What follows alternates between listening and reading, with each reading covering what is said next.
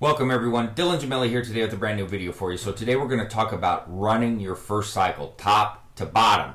But before we get into that, I have to reiterate that I am not a doctor. Anything I say in these videos is for your entertainment purposes only. What you do with this information is completely and utterly up to you, and I am not advising nor condoning you to use any of the things that we discuss in any way, shape, or form. So now that that's over, let's get into your first cycle.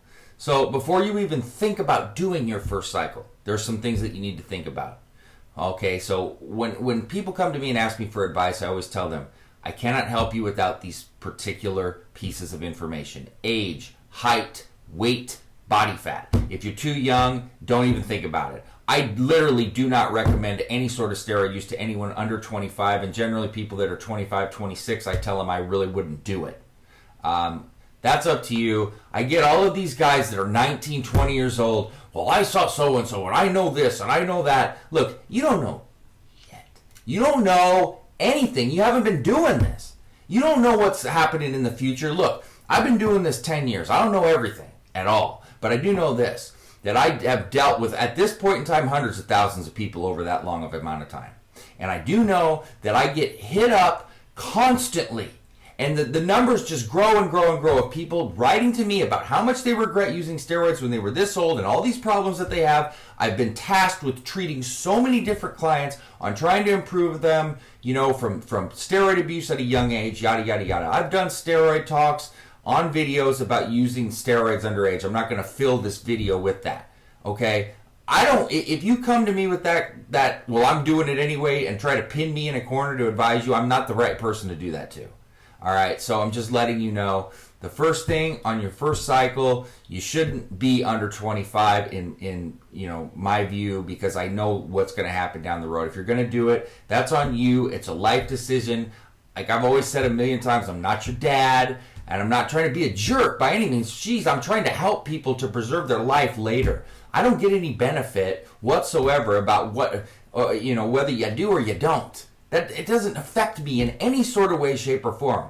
But it does affect me mentally knowing that I could have saved somebody, all right, or helped somebody. You do what you want to do. It's your life. But I'm advising you the right way to do things. So let's say that you're good on your age. Now you want I've done videos on steroids with using steroids with a high body fat. Go and watch that. Generally, I'm not going to recommend you steroid use if you're over 15% body fat. I'm just not doing it because of the possible amounts of side effects that you can occur that are much greater than if you were in the right kind of condition. It's just not smart. Once again, it's your call. I get this, well, what about powerlifters? Well, what about them? Just because they're doing it doesn't mean it's okay on them internally. All right? What about it? So that's also up to you. You know, using steroids when you're extremely undersized is not smart either. You know, if you're 20, 30 pounds underweight, well, how do I gain weight? Well, just learn how to eat. Basically, you know, if you're using steroids when you're that far underweight, we know what's going to happen is you're going to gain weight quick. And I mean quick, because you're so far undersized. But you're only probably going to get to where you should be naturally. But when you do it so quick, that's how people get prolonged injuries. You'll see a lot of steroid users that have a lot of injuries. Well, it's from too fast a growth, and you're putting too much strain on your muscles, ligaments, tendons, joints. You know, think about that when you're growing that fast. That also is not smart. So let's get past all of that. Let's say that you're ready to go. I always tell people, first cycle is test only. All right? I don't recommend oral-only cycles. If you're scared to pin, don't use steroids. Period. Just don't. There's so many different reasons why. I've also done videos on that. I'm not going to cloud this video with that. When I say test only and not tested in oral, well, you could do that. I'm not saying that it's going to kill you and you can't do that, but it's really not smart. And if you think about this, just use your head here. If you're first starting out with some foreign substance like steroids that are extremely strong and carry so many side effects, do you really think it's smart to throw things at your body when it's just learning how to adapt to them and kind of get used to them? First of all, you're not going to know what's causing what. Right? If you throw too many things at yourself at once. But don't you think you should ease yourself into that with testosterone, which is, you know, used all the time and the, you know, derivative of everything basically. So that's where I recommend starting, is with testosterone only. All right, now keep in mind that testosterone does convert to estrogen. Now you've got to learn your body on how it deals with estrogen. You don't know how estrogen prone you are or are not. So I always recommend running an aromatase inhibitor from the start of the cycle. All right. Now, You should be doing pre-cycle blood work, mid-cycle blood work, and post-cycle blood work. Look, I've done a video on this too. Aromatase inhibitors are not going to kill your gains unless you abuse them. If you abuse the dose and completely and utterly crush your estrogen, yes. So you've got to learn. It's a little trial and error to start. Now you can adjust this and you can guess educatedly by the amount of tests that you're dosing. So what's a good starting test cycle? Well, you'll hear everybody say, you got to run 500 milligrams a test or you're not going to get anywhere. That is a meathead comment, completely ignorant and complete BS. I don't ever recommend anybody going over 500 milligrams. In your first cycle, 350 milligrams is more than enough. All right? It really is. If you want to run 500, fine. There's nothing wrong with it.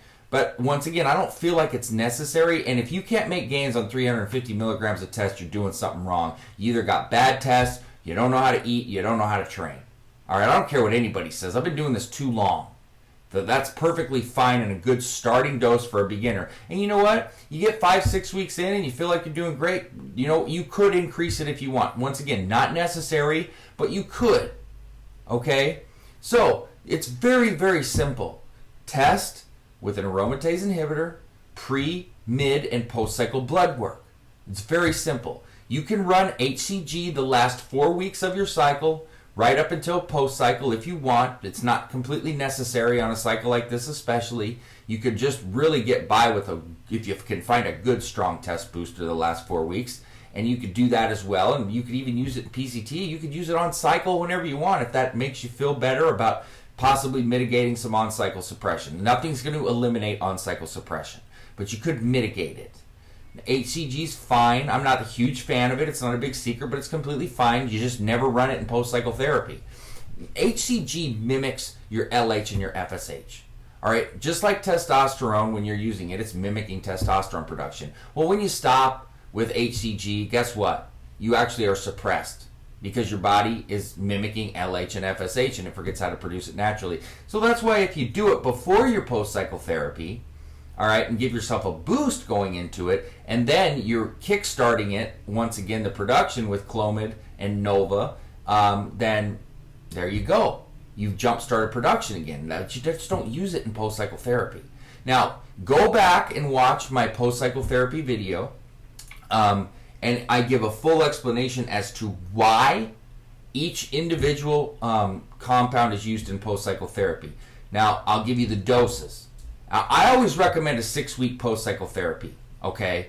I don't think 4 weeks is enough. I never really have. I've recommended it before, but internally I've always felt 6 weeks is necessary. And anymore, the only time I'm recommending a 4-week post-cycle therapy is with SARMs only, or if somebody had to cut a cycle really short, all right? But, if you go into the video and watch it, we do Clomid, Novadex, and Aromacin, along with GW501516 and MK2866. Like I said, I don't have time in this video to break down why everything's needed in this post-cycle therapy. Go and watch that video because I cover it all in that video. Clomid, I generally go 50 milligrams the first 3 weeks every day and then drop it to 25 milligrams the last 3 weeks. Novadex, same thing, 40 milligrams per day the first 3 weeks, drop it to 20 milligrams the last 3 weeks. Aromacin needs to be adjusted as necessary. Chances are you're not going to need as much as you do on cycle. Aromacin's great in PCT because it can prevent estrogen rebound where Arimidex cannot, and it also really helps to increase IGF levels, which is key to recovery. So that you need to adjust accordingly. And you based upon your blood work mid-cycle, how high you've been running your compounds, depending on how estrogenic of a cycle you're running, etc. GW501516, 20 milligrams per day, and MK2866, 25 milligrams per day, but only 4 weeks of that because after 4 weeks it can start to become a little suppressive, which you don't want in PCT. So you would cut that at 4 weeks. I never recommend going over 4 weeks of MK2866 in PCT ever. Now, depending on the ester you run, I would recommend sticking with a longer ester test on the first cycle, just simply because you don't want to be pinning every other day when you're just starting out on virgin muscles. You can, it's not the best way. So if you're pinning a longer estered cycle, you're going to wait 2 weeks to start PCT after your last injection. If you are going to be bold and go with propionate, then you just do 3 days after your last injection to start PCT. Now also keep in mind, time on cycle equals time off. But that time on also includes your PCT time. So let's say you run a 12-week test cypionate cycle. You wait 2 weeks for your esters to clear, that's 14 weeks.